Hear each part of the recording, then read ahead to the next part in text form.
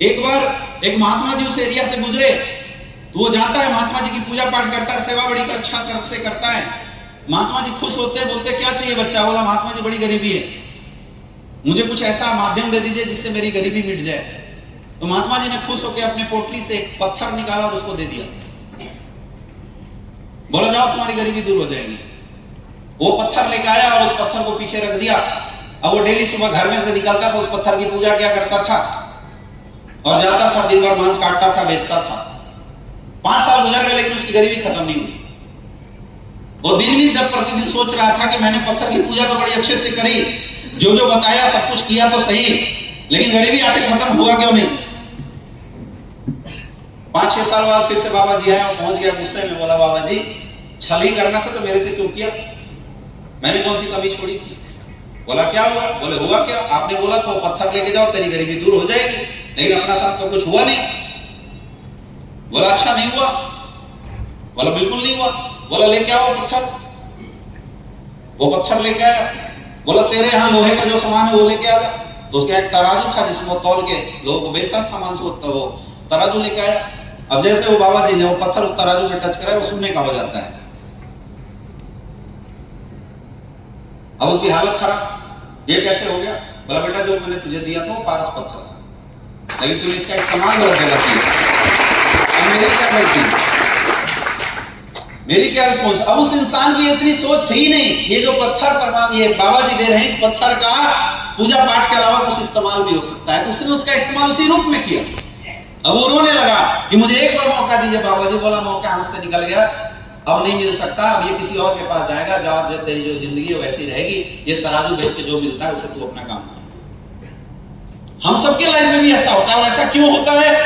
क्योंकि हम जैसा सोचते हैं हमारी जिंदगी वैसी बन जाती है। हमें आदत ही नहीं है बड़ा सोचने की, हम छोटे छोटे चीजों में उलझे रह जाते हैं। एक ऐसा भी माइंडसेट होता है जिसकी सोच विजनरी होती है। हम 4 घंटे काम करके थक जाते हैं, लेकिन कुछ ऐसे भी लोग हैं जिनके पास पैसे की कोई कमी नहीं। आपको क्या लगता है मुकेश अंबानी को पैसे की कमी है? हाँ, लेकिन आज भी डेली ऑफिस जाता है, पागल है ना? अमिताभ बच्चन को ऑफिस के पैसे की कमी है क्या?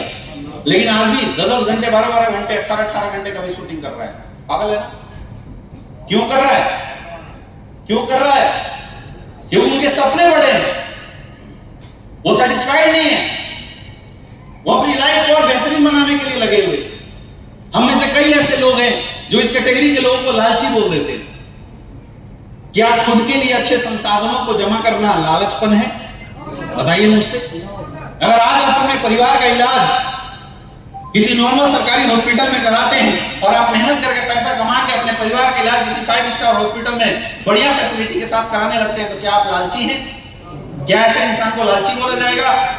जो इंसान आज किसी दूसरे शहर में जाता है, वहां सबसे सस्ता होटल देखता है, जहां पे मच्छर नोचते हैं रात भर, गर्मी भिनभिना, मक्खी भिनभिना रही है, गर्मी लग रहा है, सबसे सस्ता खोजता है। वो इंसान मेहनत करके पैसा कमाता है और किसी शहर के जाके 5 स्टार होटल में अपनी फैमिली को 1 नाइट स्टे कराता है, तो क्या ये वो लालची है? क्या खुद को और अपने परिवार को सुविधा देना लालच है? लेकिन हम और आप में से बहुत सारे ऐसे लोग हैं जो ऐसे लोगों को बोलते हैं पैसा का क्या करोगे? लालची लोग हैं, पैसा है पैसा कर रहे हैं। वो लालची नहीं है मेरे दोस्त, वो इमोशनल लोग हैं। वो अपने परिवार से रियल मोहब्बत करते हैं, वो अपने आप से मोहब्बत करते हैं, इसलिए अपने आप को अच्छी अच्छी सुख सुविधाएं दे रहे हैं। लेकिन हमारे इलाके जैसे लोग उनको लालची बोलते हैं। ये तीनों तरह का माइंड है। अब ये आपको के ऊपर डिपेंड करता है कि आपका दिमाग किस तरीके से सोचता है। आज मैं आपको ट्रेनिंग में कुछ भी बताऊं, कुछ भी समझाऊं, लेकिन वो बातें आपका माइंड तभी एक्सेप्ट करेगा जब आपका सोचने का तरीका सही होगा। अगर सोचने का तरीका ही सही नहीं होगा तो आप इसका मतलब कुछ और निकाल लोगे। प्रॉब्लम यही है लोगों की। इस इंडस्ट्री में आने के बाद भी 6-6 महीने के अंदर लोगों के रैंक क्यों नहीं खुल रहे? क्योंकि प्लेटफॉर्म तो मिल गया, माइंडसेट अभी सही नहीं हुआ, सोचने का तरीका भी हमारा नहीं बदला। हम आज भी, चूंकि 15-16 हजार में ये बिजनेस मिल गया, आज भी हम इसको बहुत हल्के में ले रहे हैं। आज भी हम इसको सीरियस नहीं हो पाए।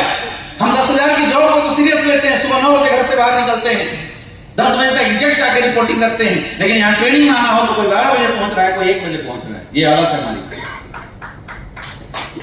गड़बड़ी यहाँ है। गड़बड़ियां हैं मेरे दोस्त। और मैं बोलता हूं, आपकी गरीबी से अमीरी की लड़ाई में सबसे बड़ी लड़ाई इस दुनिया समाज से नहीं है, परमात्मा से नहीं है, तुम्हारे खुद से लड़ाई है। क्योंकि जिसने अपने माइंड की लड़ाई को जीत लिया वही इंसान में बनता है।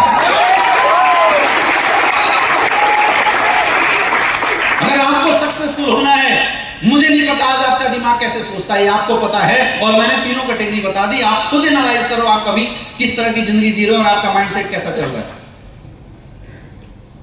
अगर सफल होना है तो इस माइंडसेट को कन्वर्ट करना पड़ेगा, चेंज करना पड़ेगा। क्या तैयार हो? तैयार हैं? कोई भी ट्रेनिंग आप एक्सेप्ट तभी करेंगे माय डियर फ्रेंड, जब आपका दिमाग का जो मोड है वो बदलेगा। यस या नो? अरे रेडियो को भी सही चैनल लगाना है, उसकी फ्रीक्वेंसी सही जगह सेट करनी पड़ती है। यस या नो? रेडियो में चीज सुनना है, उसका पॉइंट ट्यून करना पड़ता है, नहीं करना पड़ता? कुकू एफएम सुनना है, कुछ और ट्यून करना पड़ता है। यस या नो? टीवी चैनल में भी रिमोट से बटन तो बदलने पड़ते नहीं बदलने पड़ते हैं कि सिर्फ सोच लेने से काम हो जाएगा हर जगह। वैसे आपके अपने माइंड की भी ट्यूनिंग को चेंज करना पड़ेगा। क्या चेंज करने के लिए तैयार हो? देखो, मुझे नहीं पता आज आपका माइंड कैसे सोचता था, लेकिन आज इस हॉल में इस ट्रेनिंग के बाद हम जाएंगे तो अपने माइंड सेट को बदल के जाएंगे। सबसे पहले तो आज आपको मेरे से ये वादा करना पड़ेगा। कितने लोग करने के लिए तैयार हैं? क्या बदलाव के लिए तैयार हो? क्या बदलाव कर सकते हो? सोचने का तरीका बदल सकते हो? सोचने का तरीका बदल सकते हो? जो भी बातें बताई जाएगी उसको एक्सेप्ट करना। हम लोग की प्रॉब्लम क्या होती है, हम वही एक्सेप्ट करते हैं जो हमें अच्छा लगता है, और जो हमें अच्छा नहीं लगता उसको हम एक्सेप्ट नहीं कर सकते। मेरे दोस्त, जरूरी नहीं है कि जो आपको अच्छा लगे वो सही हो। यस या नो? कई बार कड़वी चीजें ज्यादा आसान और आरामदेह होती है, जैसे आयुर्वेद। कड़वा लगता है लेकिन रिजल्ट तगड़ा देता है। यस या नो? हम सबकी आदत है, कोई हमसे मीठा मीठा बात बोलेगा, हमें लगता है हमारा शुभ चिंतक है, लेकिन कोई अगर कड़वी और डांटने वाली बात बोलता है, हमें लगता है हमारा दुश्मन है। मेरे दोस्त, गुरु कुम्हार शिष्य कुंभ है, कड़ी कड़ी काढ़े चोट, भीतर हाथ सहार दे, बाहर बाहे चोट। सुना नहीं सुना? यस या नो? तो कई बार चोट मारने वाले लोग, तीखा बोलने वाले लोग और डांटने वाले लोग तुम्हारी जिंदगी में भला कर जाते हैं, लेकिन हमारी आदत है कि हम चटुकारों के पीछे घूमते रहते हैं। वाह वाह, बहुत बढ़िया। तो हो सकता है कि आज की ट्रेनिंग, आज की सेशन में जो बातें बताई जाए, कुछ बातें आपको कड़वी लग सकती है, लेकिन यही समझ लेना, कड़वा है पर मेरा है। कड़वा लगेगा लेकिन काम जबरदस्त करेगा। क्या एक्सेप्ट करने के लिए तैयार हो? ऐसा नहीं, हाथ उठा के बोलिए। क्या हम एक्सेप्ट करने के लिए तैयार हैं? और जो बातें बताई जाएगी उसको पूर्ण एक्सेप्ट करना, आधा अधूरा नहीं। बात समझ में आ रहा है? एक बार किसी शिष्य को गुरुजी ने बता दिया कि बेटा, हर जीव में परमात्मा है। उसने बोला जी गुरुजी। बोला मेरी बात 100% एक्सेप्ट करना। बोला जी गुरुजी 100% करेंगे। एक बार एक पागल हाथी उसके पीछे दौड़ा, तो महावत ने बोला भाग जा, पागल हाथी है मारेगा। बोला पागल? गुरुजी ने बोला है हर जीव में परमात्मा है, इसके अंदर भगवान है, भगवान थोड़ी मुझे मारेगा, मैंने क्या किया? और हाथी आया और उठा के फेंक दिया, गिरा, एक हाथ टूट गया, हॉस्पिटल में भर्ती हो गया। अगले दिन प्लास्टर वास्टर करा के गया, पहुंचा अपने गुरुजी के पास। बोला गुरुजी हमने सेवा करी आपकी, इतना आदर किया आपका, कोई कमी तो छोड़ा नहीं, आपने जो बोला उसको माना, फिर ये मेरी हालत क्यों? बोला क्या हुआ बच्चा? बोला हालत क्या हुआ बच्चा? क्या गुरुजी आपने बोला था कि सब हर जीव में परमात्मा है। हाथी आया, मैंने सोचा परमात्मा है, प्रणाम किया, तब तक उठा के फेंक दिया। आपने बोला था हर जीव में परमात्मा है, परमात्मा किसी के साथ गलत नहीं करता, तो मैंने आपकी बात मानी। बोला तेरी बात तो बिल्कुल सही है, तुझे ये तो बोला था हर जीव में परमात्मा है, लेकिन तेरे पीछे खड़ा होकर जो महावत जो चिल्ला रहा था भाग जा, वो भी तो परमात्मा था। तो तूने हाथी की बात सुनी, उसकी बात सुन लिया होता तो तेरी ऐसा नहीं होता। हम लोग की हालत कुछ ऐसी है, जो चीजें अपने को पल्ले में पड़ता है उसको हम एक्सेप्ट कर लेते हैं, और जो चीजें अपने को पसंद नहीं आता हम क्या करते हैं, हमारे काम का नहीं। एक्सेप्टेंस का मतलब होता है हर एक बात, जो एक सक्सेसफुल इंसान और जो एक सफल अपलाइन आपको बता रहा है, आपको हर एक बात को हूबहू एक्सेप्ट करना पड़ेगा। क्या तैयार हो? क्या तैयार हो? हाथ उठा के बोलिए, क्या तैयार है? क्या आप अपना मोड चेंज करने के लिए तैयार हो? अपने सोचने का तरीका चेंज करने के लिए तैयार हैं? सो चेंज योर मोड, अपने सोचने के तरीकों को बदलिए। जब आप अपनी थॉट प्रोसेस को बदल देंगे ना मेरे दोस्त, तब आपके अंदर एक बर्निंग डिजायर आएगी, मुझे कुछ करना है। आज क्यों नहीं आ रही है? क्योंकि दिमाग तो सेटिस्फाइड है, दिमाग तो एडजस्टमेंट करके बैठा हुआ है, इसलिए कुछ करने का जज्बा नहीं आ रहा है। इतना शानदार प्लेटफॉर्म मिलने के बाद भी मुझे ताजुब होता है कि लोग घर में कैसे बैठे रहते हैं। सिर्फ इसका एक ही रीजन है, क्योंकि हमारा माइंड अपने आप को एडजस्ट और सेटिस्फाइड करके बैठा हुआ है। जिस दिन उसको चेंज कर दोगे, जिस दिन आपका मोड बदल जाएगा, जिस दिन विजनरी माइंडसेट आपके अंदर आएगा, एक बर्निंग डिजायर आपके अंदर आएगी, यार अब तो मुझे कुछ करके दिखाना है, अब तो मुझे अपने परिवार के लिए कुछ करना है, तब आपको समझ में आएगा मेरे दोस्त। क्योंकि जब डिजायर आती है, कुछ करना है, तो कुछ करने के लिए चाहिए एक प्लेटफॉर्म। क्या चाहिए? प्लेटफॉर्म। क्योंकि कुछ करना है। कई लोग ऐसे मिलते हैं, सर अब तो तोड़ देंगे, फोड़ देंगे, आग लगा देंगे। अरे कहां लगाओगे, कुछ तो पता होना चाहिए। यस या नो? है ना? तो तोड़ देंगे, फोड़ देंगे से कुछ नहीं होगा, आग लगा देंगे से कुछ नहीं होगा। आग लगाने के लिए, तोड़ने के लिए, फोड़ने के लिए सर दिन रात एक कर देंगे। कहां करेंगे? क्या चाहिए उसके लिए? एक अच्छा प्लेटफॉर्म। तब आपको रियल में समझ में आएगा कि हमारे जीवन के सपनों को पूरा करने के लिए प्लेटफॉर्म कौन सा है हमारे पास। देखो, पैसा कमाने के दो तरीके, या तो नौकरी करो या तो बिजनेस करो। पीछे वाले बात समझ में आ रही है? पीछे वाले आवाज सुनाई दे रहा है? ओके, तो पैसा कमाने का दो ही तरीका है, या तो आप बिजनेस करो या तो नौकरी करो। बहुत ध्यान से समझना। हम लोग की दिक्कत क्या है, हम धंधे में आ तो गए हैं, लेकिन आज भी हम सीरियस इसलिए नहीं है इस बिजनेस को लेके, क्योंकि हमें लगता है कि यहां नहीं हुआ तो कुछ और है हमारे पास। समझना इस बात को। पैसा कमाने के दो ही तरीके, या तो बिजनेस करेंगे या तो नौकरी करेंगे। राइट? अब नौकरी किसको मिलता है? जिसके अंदर एक्स्ट्राऑर्डिनरी टैलेंट हो। हमारे अंदर वो टैलेंट है नहीं। नौकरी किसको मिलता है? जिसकी एजुकेशन क्वालिफिकेशन बहुत अच्छी हो। अब आप जितने लोग यहां पे बैठे हैं, आप लोग मुझे एक चीज बताइए, एक बात बताइए, आपको जितनी पढ़ाई करनी थी उतना तो कर लिए हो? यस या नो? ये 25 साल 50 साल के भी लोग यहां बैठे हैं। अब क्या चाह के भी आप अपनी एजुकेशन क्वालिफिकेशन बढ़ा सकते हो क्या? ऑप्शन खत्म। या यहां बहुत सारे ऐसे लोग होंगे जो नौकरी करने वाले होंगे। कितने लोग हैं जो नौकरी करते हैं?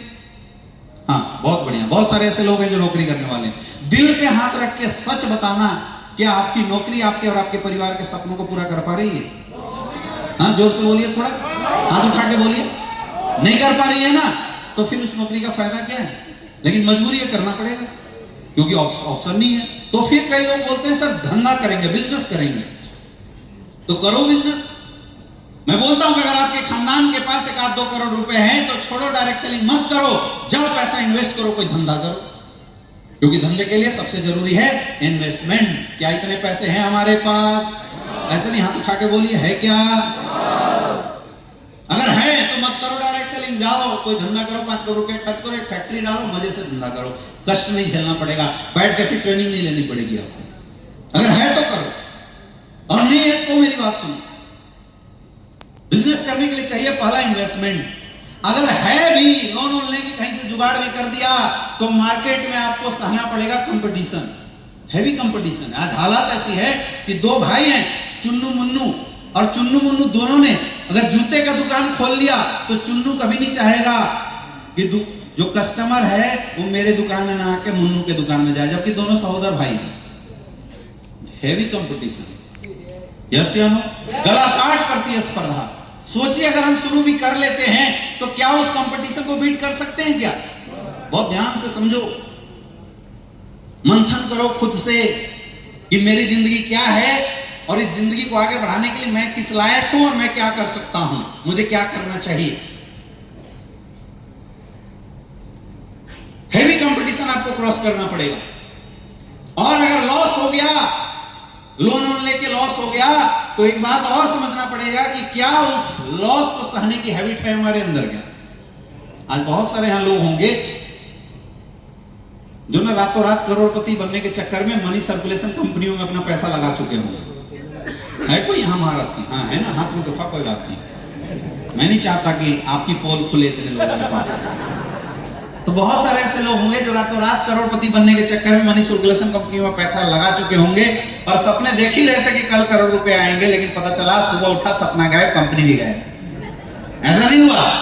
हाँ, अब हालत ऐसी हो गई। अच्छा, खुद लगाए होंगे वो तो कम से कम सुरक्षित हैं, लेकिन कितने यहाँ महावीर होंगे जिन्होंने अपने यार दोस्त पार्टी सबके पैसे लगवाए होंगे और आज सारे लोग बंदूक चक्कू लेके ढूंढ रहे हैं, तू है कहां बेटा?